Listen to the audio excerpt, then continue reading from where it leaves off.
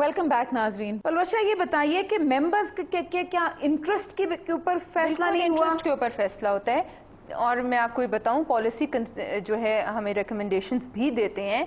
हम foreign office को बहुत ग्रिल भी करते हैं और फॉरेन ऑफिस मेरे ख्याल में हमारी तमाम मिनिस्ट्रीज में से एक बहुत अपनी अफादियत रखती है। उसके ऑफिसर्स, उसके जो उसका स्टाफ है, they are very committed people, let me tell you that, and they always come very prepared. मैं और बहुत सी कमिटीज़ की मेंबर्स हूँ, सब में ऐसा माहौल नहीं है ऐसी ईजी, मतलब ना ये कमेटी है ना इसके मसाइल इतने इजी होते हैं। One has to be very focused.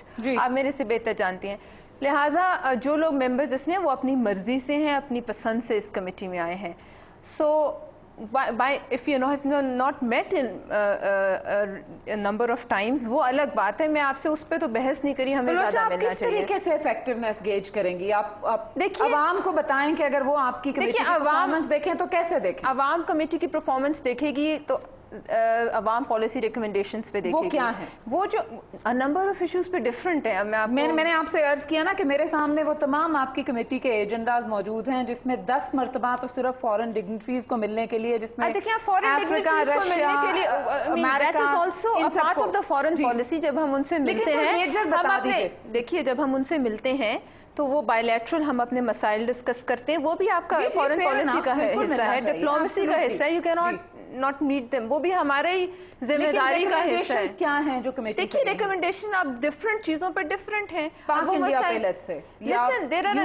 देखिए कुछ आपकी स्टेटेड पॉलिसीज हैं हुकूमत की, उसमें तो कोई छुपाया हुआ नहीं है। लेकिन जब एक इशू आता है, जैसे आपने मुख्तलिफ इशूज पे बात की है, उसमें से कुछ ऐसे हैं जिनको आप publicly you can debate and वो इन कैमरा मीटिंग नहीं होती। कुछ इशूज ऐसे हैं जिन पे हम लोग इन कैमरा मीटिंग करते हैं, उनकी सेंसिटिविटीज होती हैं। लिहाजा आप रिकमेंडेशंस मंगा लें कि मुख्तलिफ इशूज पे क्या कमेटी ने काम किया। वो कमेटी ने पब्लिक नहीं की अगर कोई रिकमेंडेशन नहीं, वो कमेटी ने 3 साल आपने वो मांगी है हाउस से?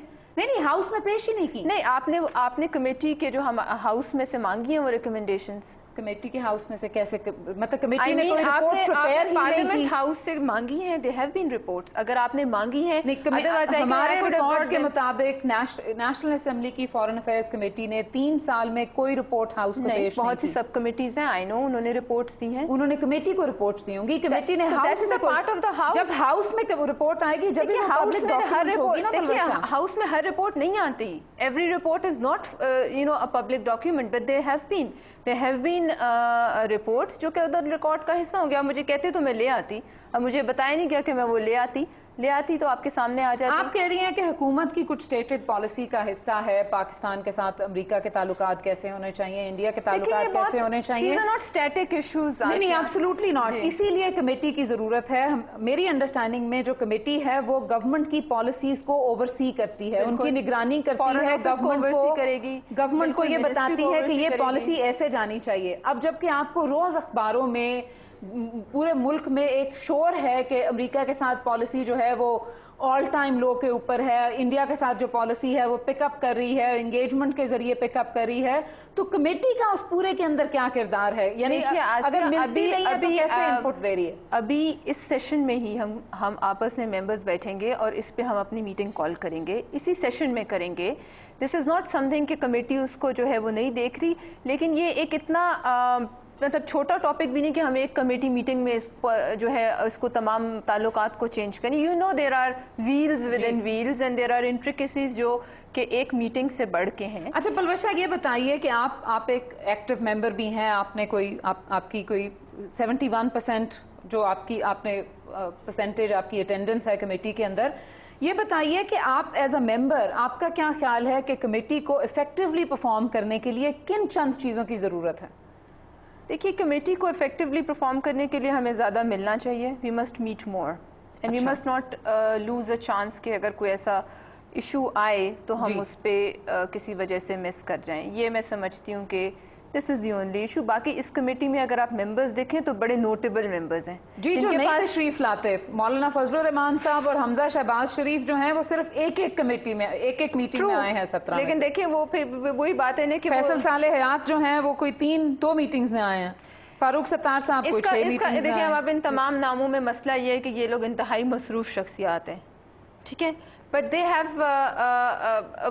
वेल्थ ऑफ एक्सपीरियंस जी। नाम अगर आप इस कमेटी में देखें, मेरे ख्याल में तमाम कमेटीज में से बिल्कुल हेवी वेट्स हैं, काफी अच्छे बड़े नाम तो क्या एक रिफॉर्म ये भी हो सकता है कि अगर कमेटियों ने काम करना है तो जिन लोगों की एक से ज्यादा जिम्मेदारी है उनको इस तरह की कमेटियों में नहीं होना चाहिए? देखिए, ये तो हर पार्टी का प्रोरोगेटिव है कि वो अपना जो है रिप्रेजेंटेटिव कमेटी में भेजे जी। और ये पार्टीज का अपना उनका जो है एक उनका अपना सोच है कि वो किस हद तक किसी चीज में इंटरेस्ट लेते हैं। मुझे क्विकली ये बताइएगा कि आपकी मीटिंग्स के अंदर कभी आपने कोई एक्सपर्ट्स बुलाए हैं किसी सब्जेक्ट के ऊपर, या कभी कोई ओपन मीटिंग्स हुई हैं? जो आसिया on foreign policy, foreign office से अच्छे एक्सपर्ट्स हमारे पास नहीं है।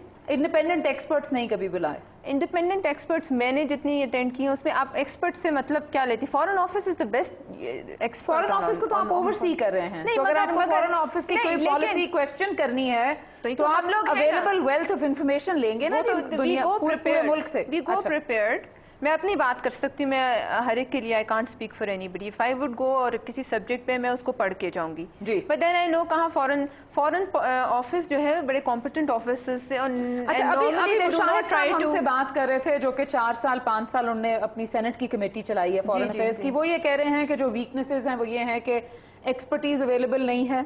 वो ये कह रहे हैं कि वीकनेसेस ये हैं कि रिसर्च स्टाफ अवेलेबल, मतलब आपको जो रिसर्च तो हमें किसी को अवेलेबल नहीं है पूरे पार्लियामेंट में। रिसर्च के बगैर ऑब्वियसली हम लोग खुद ही काम नहीं हो सकता, खुद करना पड़ता है। If I have to frame a bill, मुझे बंदा ढूंढना पड़ेगा, मुझे वो किसी को कहना पड़ेगा कि कमेटी की ना काम करने की एक वजह ये भी है आप दूसरे ममालिक इस कमेटी की कम से कम, या बाकी पूरे हाउस में नहीं है। रिसर्च को इसमें नहीं, हमारे पास रिसोर्सेज की कमी है, हमारे पास ऑफिसेज नहीं है। दूसरे ममालिक में पार्लियामेंट में आपको पता है ऑफिसेज होते हैं, रिसर्च स्टाफ मिलता है, हमारे पास वो कुछ नहीं है।